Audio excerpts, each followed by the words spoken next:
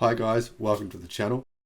If you're new, welcome. Remember to subscribe or you're not going to get notifications in your feed of our new videos about all the new EVs coming out, all the new battery tech, all the exciting stuff that's happening every single day. I love doing this job. But if you're not new and you've already subscribed, welcome back guys. Great to see you again. Now some interesting things on the Mustang Mach E front. And I've just made a comparison video comparing 21 different EVs on a range of metrics. Efficiency, distance traveled before the car died, price, size, performance, other specifications, luxury, etc., etc. And one of the interesting things came out. The Mustang Mach E is actually quite a large vehicle. It's around about 4.7 meters long. It's actually more of a medium-large SUV, but unfortunately the interior is actually quite small. Mustang's packaging, normally a big advantage of an EV is that the battery goes in the floor and there's not a whole lot else. There's only a very small amount of componentry in comparison to an ICE vehicle to take up space in the car. For example, there's no need for a transmission tunnel. There's no need for an enormous engine in the front. So, one good thing about the Mustang Mach-E, it does have a frunk. One bad thing about it is it's a very large vehicle, but it has a very, very tiny boot. In fact, its boot is even smaller than the boot on the Tesla Model 3, which is not even very big itself. The Model 3's boot is 425 litres. The Mustang Mach-E's boot is only 400 litres. Now compare that to the Hyundai Ioniq 5. Ioniq 5 has a 540 litre boot. So it's around about 25% bigger, and yet the Ioniq 5 is a smaller car. And the Ioniq 5 looks really good. The Mustang Mach-E looks good. Ioniq 5 looks good. So really, you've got to admit, Hyundai have been much smarter about the way they've packaged that car, with both cars looking cool. I mean, you've ticked off that box. The next box should be to get the packaging right. And Ford have really, to me, it's a big problem.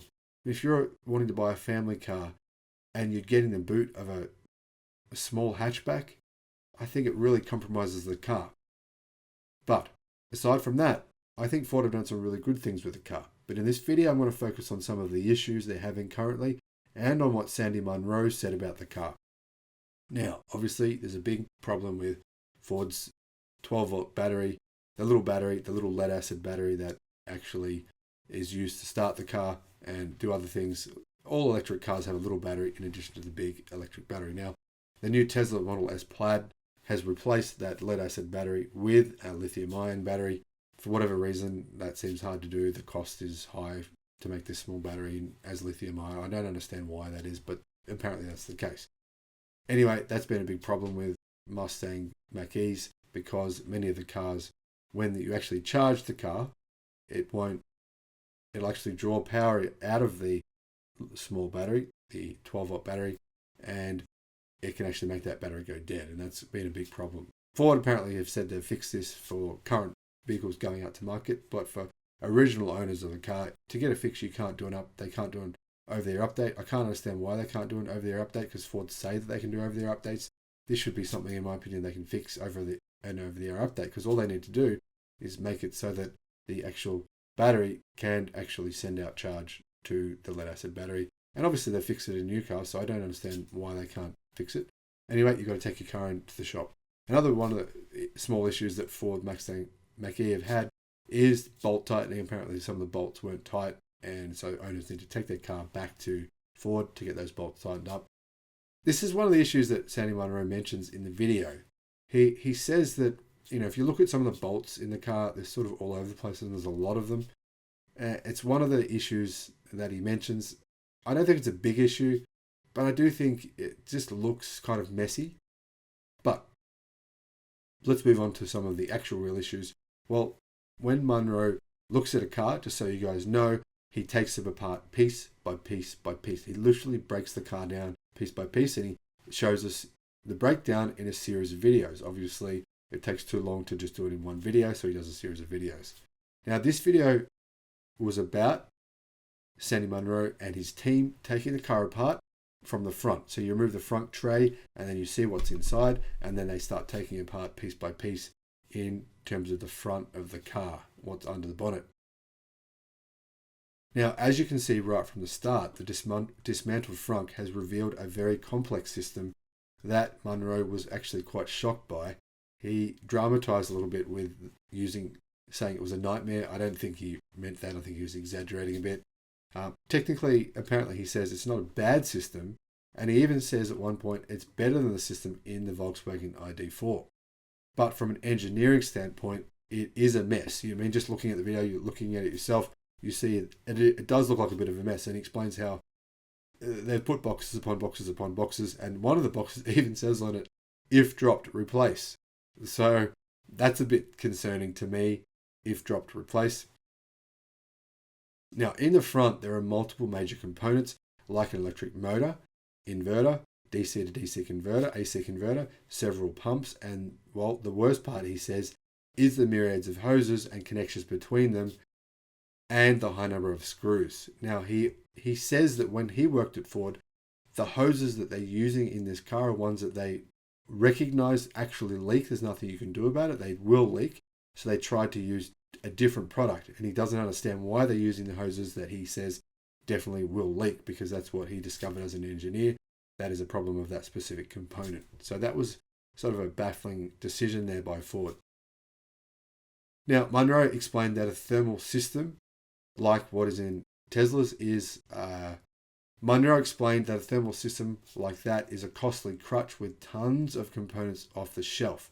He says it's very complex what they've used, and it could cause mistakes because of the complexity. He says it's too costly, too heavy, and affects quality with the risk of leaks. Now, this is a problem that I personally think mostly what Ford have done here is not actually too bad, but I do think the overspending too much in areas is a big issue for Ford, because Ford has a lot of debt, and they're selling these cars reportedly at a loss just to get some market share in the electric sphere and to appear to shareholders and to the rest of the world that they are making an effort in EVs, when I think there are, but it's really more of a piecemeal effort.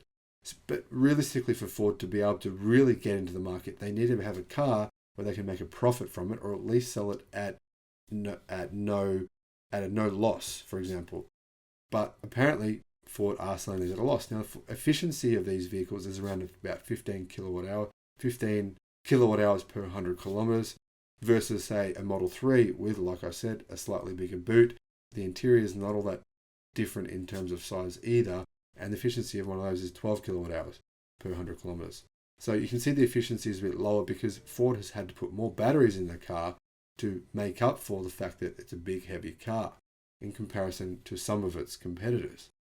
Obviously, more batteries cost Ford more money, more complexity in the motor bay, the engine bay, well, not the engine bay, but you know what I mean, costs Ford more money as well. And I do see this as a problem for Ford long term. I think they need to really focus on how they can simplify things like what Tesla have done with the Octovalve. So Munro even says the remedy to this system in the Ford vehicle would be similar to Tesla's Octovalve, which combines multiple things into a single element. 4 pumps.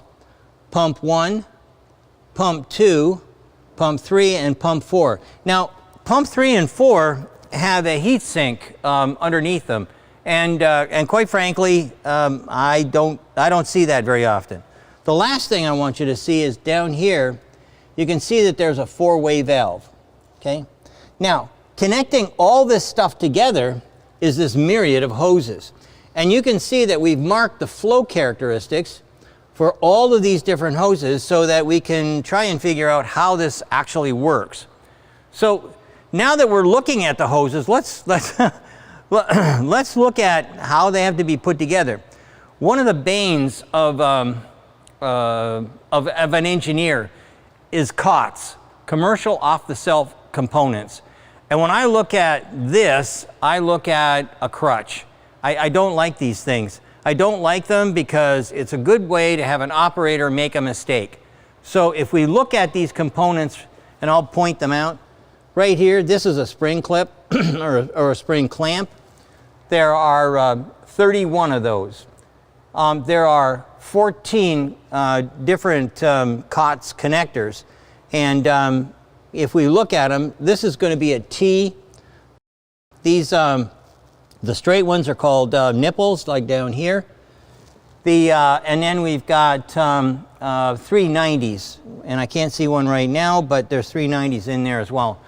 These are a lot of different connectors that when I was in charge of, or not in charge, but when I worked on the sealing and fastening task force at Ford Motor Company back in the 80s, we tried everything we could to eliminate leaks. And what we found was that these type of connectors, they just leak. It just happens that way. So we tried to get rid of them. The other thing we tried to get rid of was, if you'll notice here, box on top of box, on top of box, on top of box, on top of box, and then we've got a cross card beam, and then another box. And then look at all these screws. We can't count them all up. We'll do that later on. But the deal here is that there's a myriad of things that we just were shocked at.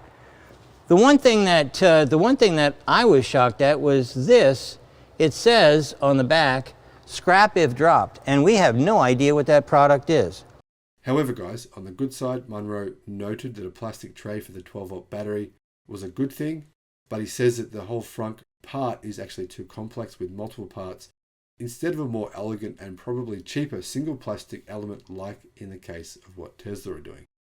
Now, guys, if you think Munro just loves Tesla, well, he actually criticized the hell out of what Tesla were doing originally, and Tesla watched his videos, took note of what he said, and actually tried to implement fixes for, in fact, not just fixes, but implement entire new engineering systems, which he highly praised in future videos because Tesla actually reacted, well, not reacted, but was proactive about his critiques and tried to find solutions, and they found some fantastic solutions. Now, the good news is Ford can improve all of these things, and there's a high potential for Ford to be able to watch Sandy Munro's videos and find ways to lower costs. Maybe Ford will have a look at how to simplify the parts by looking at his videos. Who knows?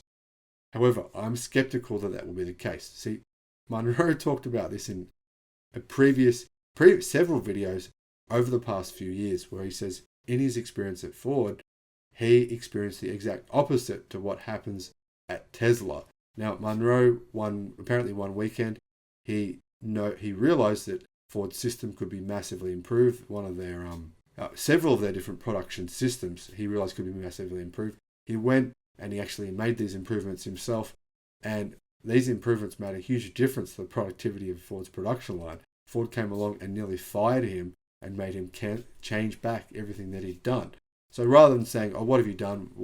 Why is that? Why did you work overtime to make this work?" Ford were very negative, and he said they don't encourage this culture of being proactive, of coming up with solutions, of coming up with new ways to solve problems. He says that Ford doesn't encourage that culture in their organization at all. So unless Ford have changed since he worked there, which they very well might have, then I think it's unlikely that Ford will actually watch these videos and try to find solutions. But who knows? I could be wrong. Hopefully I am wrong, because guys, like I said, to all you Ford lovers out there, I love Ford. I want an F-150. I've wanted one for a long time. I love them, but I just can't justify getting one over an EV such as the Cybertruck. Thanks for watching. I'll see you on the next one. Bye-bye.